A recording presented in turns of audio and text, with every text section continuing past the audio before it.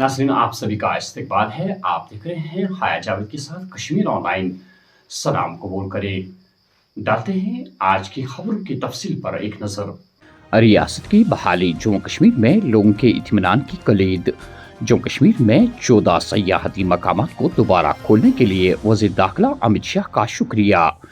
टेलीविजनों को एहतजाज की कोई ज़रूरत नहीं है क्योंकि तयशुदा अमल के मुताबिक बाकायदा बनाया जाएगा। माह रमज़ान में लोगों की मुश्किलात को कम करने के लिए तमाम कोशिशें की जा रही है। वज़ीर आला उमर अब्दुल्ला: हम में से कोई तब तक मुतमईन नहीं होगा जब तक हमें मिलता नहीं है। अब चलिए, प्रोसेस चल रहा है, प्रोसेस में वक्त ज़्यादा लगा है। हम तो उम्मीद कर रहे थे कि अभी तक मिल गया होता, नहीं मिला, लेकिन हमने उम्मीद छोड़ी नहीं है। लगातार इस चीज़ पे हम मरकज़ी हुकूमत के साथ बात कर रहे हैं और मैं यहाँ किनारे पे खड़े सुन रहा था, मंत्री जी ने कहा कि शायद जल्दी हम कोई खुशखबरी सुनेंगे। उस खुशखबरी के इंतज़ार में हमें अब 1.5 साल हो गए और ज़्यादा इंतज़ार ना करना पड़े, वही उम्मीद है। पिछले दिनों आपको याद होगा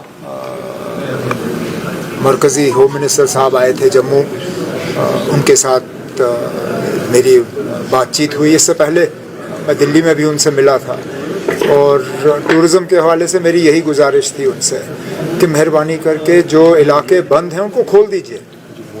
बंद रखने का कोई मतलब बनता ही नहीं है। बुरे से बुरे हालात में भी हमने इन जगहों को बंद नहीं रखा। यूसमर्ग, दौद पथरी, ऐसे इलाके।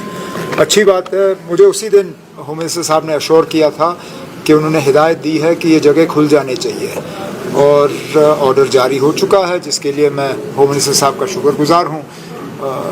बहुत नुकसान उठाना पड़ा वहाँ लोग जो रहते हैं टूरिज़म बंद होने के वजह से। अब सीज़न हमारा शुरू हो रहा है, उम्मीद करता हूँ कि लोग जाके अब उन जगहों की खूबसूरती का फ़ायदा लेंगे। सहरी और इफ्तियारी के वक्त जो है कम से कम बिजली के कट रहें। बाकी डेफिसिट कोई आज नई बात नहीं है, डेफिसिट तो हमें विरासत में मिली है और इसको दुरुस्त भी किया जाएगा आने वाले कुछ सालों में जब हमारे नए प्रोजेक्ट्स जो हैं वो चालू होंगे। लेकिन इस पाक महीने में कम से कम लोगों को तकलीफ़ का सामना करना पड़े, उसके लिए तमाम इक़दाम उठाए जाएंगे।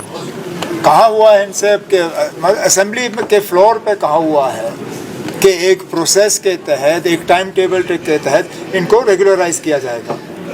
अब अगर इनको कोई उत्साह रहा है, कोई अपने सियासी फ़ायदे के लिए इस्तेमाल कर रहा है, तो उनको ये गलती नहीं करनी चाहिए।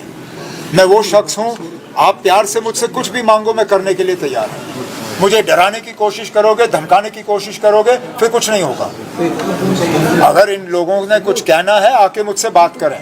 ये जो सड़कों पे एहतजाज करने का सिलसिला किसी के दबाव में आके कर रहे हैं, ये अच्छी बात नहीं है, उनके लिए भी अच्छी बात नहीं है और उनके मुस्तकबिल के लिए भी अच्छी बात नहीं है। जब हमने असेंबली में कहा हुआ है कि इस साल एक पॉलिसी के तहत जो है इनके रेगुलराइजेशन का टाइम टेबल जो है वो जारी किया जाएगा, उसके बाद सड़कों पे आने की बात कहाँ पे आती है। जम्मू कश्मीर को जल्द ही रियासत का दर्जा बहाल कर दिया जाएगा। ये वज़ीर दाखिला की यकीन दहानी है और सही अमल की पैरवी की जाएगी। मरकज़ी वज़ीर ममलिकत: महत्वपूर्ण विषय आपने उठाया है, ये विषय बहुत सेंसिटिव है, लेकिन जब हमारे गृह मंत्री जी हमारे लोकसभा में कह चुके हैं कि वो हक आपको मिलेगा, तो मिलेगा, उसकी प्रक्रिया है, प्रोसेस है। और मुझे लगता है कि इसमें आपको कुछ जल्दी ही कुछ आपको फैसला सुनने। जम्मू कश्मीर के मुख्तलिफ महकमों में 1 लाख से ज़्यादा टेलीविजन रजिस्टर्ड। टेलीविजनों की मुस्तकली के लिए पहले ही चीफ सेक्रेटरी की सरबराही में कमेटी तश्कील। कानूनी और मालियाती फ्रेमवर्क के अंदर सिफारिशात पेश करने के बाद मुनासिब कार्रवाई की जाएगी। हुकूमत